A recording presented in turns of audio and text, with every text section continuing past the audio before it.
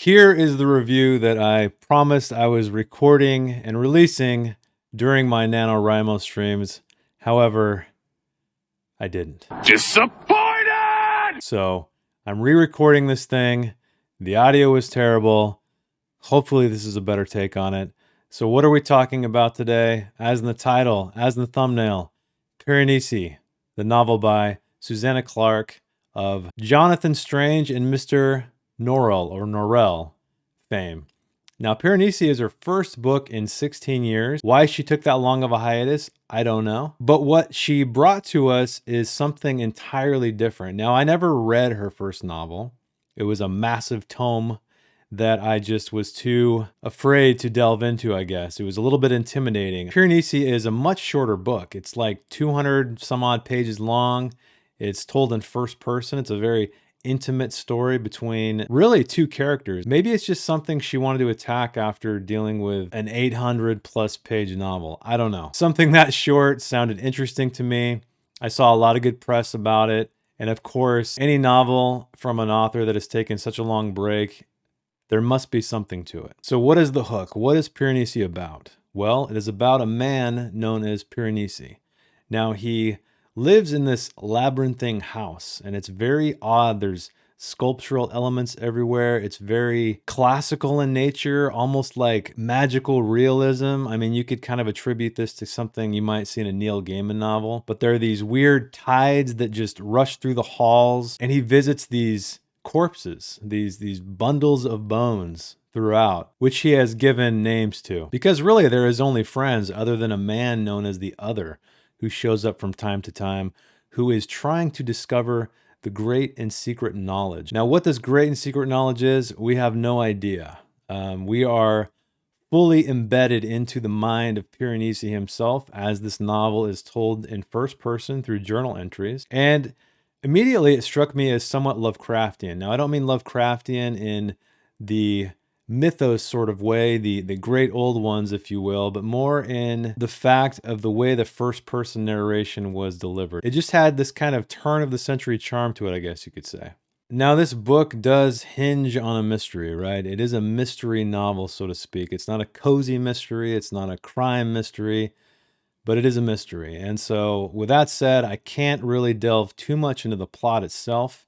I will have a spoilery section at the end to talk about really what my main problem was with the novel. And so if you have read the novel and you'd like to hear about that, I'm not going to go through the entire story, but just really nitpick that one area that actually influenced the story that I wrote for NaNoWriMo. So anyway, I know I'm all over the place. Let's talk about the novel more. Piranesi, he is like, he's robotic in his speech. The way he writes in these journals is very emotionless to a degree, I guess you could say. And so that's really what kept me guessing what his deal was why did he speak in such a way? Why was he so enthralled with these hallways and these tides? And he really knows this place inside and out. It's almost as if he was born there. He's almost like the caretaker of the place, I guess you could say. And so it's a very deliberately paced novel. There's not a lot of action. The plot slowly unfolds, and I feel like at about the 40 to 50% mark is when you start to understand what's actually happening.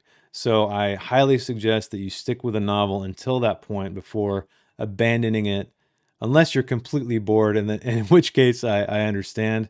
And so these two characters have a nice play off each other, right? You have one character who feels like the child and one who feels like the father. I think that's the best comparison I can make without completely spoiling everything. But now let's move on to the writing, or what I like to call the cinematography of a novel. And as I said, it's all in journal entries, every bit of it. And the way those journal entries are titled has some kind of interesting time code. Let's say it's a chronological landmark, I guess. And let's just say it's an interesting one, and it's one that does reveal itself as you read the book. And even though these are journal entries, they're never boring, right? There's plenty of dialogue. There's plenty of immediate action. It's not like you don't feel like you're being told everything, right? It's painted from the perspective of this character in a very pleasing way. At least I got a lot out of it. So what did I think? Well, it kept my interest. I'll give it that. It's well written. It has an intriguing mystery that kind of keeps pulling you forward. It keeps dropping little breadcrumbs for you to follow. And the character work is really what drives it forward, because the entire time you're wondering, who is Piranesi? This can't be his real name. And you'd be right. Piranesi is actually a real person. He was an Italian artist, architect, and archaeologist. Learn more at Wikipedia. But I'll have to give that credit to SFF180. A great channel, by the way, for any kind of book reviews. His was actually the first review I did watch of this one, and it really inspired me to read it. However, there is a part that I was disappointed with, and that was the reveal. Not that the reveal is bad. I feel like when you have mysteries, you're always going to divide the audience, right? You're going to have half of them who love it, half of them who hate it. And that's just the nature of mysteries. I feel like I didn't love it or hate it. I was somewhere in the middle. But that said, I don't think that was her intention. I think the intention of this was something I need to talk about on the spoiler area, because that's really the only way I can talk about it. I can't talk about it in the abstract, I don't think. But anyway, after the reveal, which as I mentioned was about the 50% mark, that's not all that's left. You know, we learn about what's going on about halfway, and then we learn, man, this is really hard to talk about with spoiling it. So I think I should just stop there. Overall, I enjoyed it. I don't think it was as amazing as a lot of the press made it out to be, or a lot of the reviews I read. Now let's talk about, should you read it? Well, if you've made it this far, I think you'll know the answer to that question. This book is slow-paced, but it is short, so I feel like you can get through it quickly. And unfortunately, I have not read her first novel, so I can't compare it to that. I can only imagine it is completely different in scope and tone. But if you're looking for something a little bit more quiet, a little bit more character-driven, I guess, with a dash of mystery, I guess you could say, then I think this is one you should check out. So with all that said, hopefully I've gotten it off my chest. Hopefully I've conveyed my thoughts about this. I'm going to have to give Piranesi a 7.5 out of 10. While it's well written, while the characters are intriguing, and the mystery is more or less satisfying-ish when you finally figure it out, the ending fell apart for me for a reason that I will get into very shortly. But honestly, you can't go wrong with this book. I don't think it's a bad book by any means. Just know, hang in there until you get halfway, and then maybe decide at that point. All right, the review is over. Thanks for watching. I know it's been a long time since I did a review. I have some more coming. And as you know, I am a writer, so if you would like to see me create and not critique, please check out my series Worth 1,000 Words, where I write a 1,000-word short story based on a piece of artwork. And also, if you've noticed, I've been doing some live streaming on the show, so I've been writing one of my other side projects live, so if you'd like to see a story develop, please check those out. I've even been doing a little bit of gaming. I know, I'm all over the place. And thanks again for watching, and I will see you in the next one. Bye. All right, spoiler talk time. I can only imagine if you are here, you either A, don't care about being spoiled, or B, have read the novel and want to know, what was my big problem with it? Well, I'll tell you what my big problem was, and it was the ending. So if you have read the novel, you know that Piranesi was a man of another name at one point. And he was lured into this labyrinth. He went mad. He lost his mind, I guess you could say. And so he's no longer that person anymore. The part that hit me the hardest, in a good way, was when the woman finally came in to rescue him and pull him out and confronted him to tell him that he had a family and she wanted to bring them to him. He said he's not that person anymore. And that really struck me hard. And I wish the author would have stuck with that and seen that through, because the problem is our character Piranesi essentially gets his cake and he eats it too. Yes, he's a tragic character, being that he lost his identity, right? He lost who he is. And I think that's what she's trying to play with here, is that who are we if we've lost our mind? If we've lost our memory, are we nothing but our memory, right? Are we just kind of like a flesh shell without it? I think she successfully asked that question and explored that concept.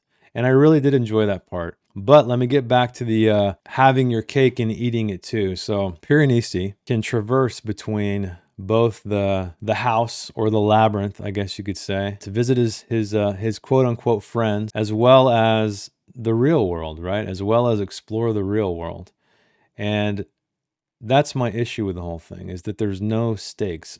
You really need to have high stakes. The character should get one or the other, not both, and he got both. And I know he's still not who he is. He's still sort of an alien in the real world, and he still has this lonely life in the other world, but he can go either way. I think it would have been much more powerful if she would have made him choose one or the other. I think that would have been a great end to his character arc. I think it would have been a great example of how she did explore this idea of identity. But unfortunately, she chose to go a different direction. And I think that to a degree soured the novel for me. Now, I still enjoyed it and I still do recommend it, but I feel like it just would have really hit home better if she would have chosen one way or the other, meaning either he is trapped in the real world, but he's not who he is. And so it's almost a prison of sorts, or he was forced to go back into his labyrinth and just be in the only world he really did know. But this was a great lesson for me because, reading is an education, even if you're doing fiction, especially if you are writing stuff like I am. It really got me to think about the stakes and the choices characters must make, and they can't.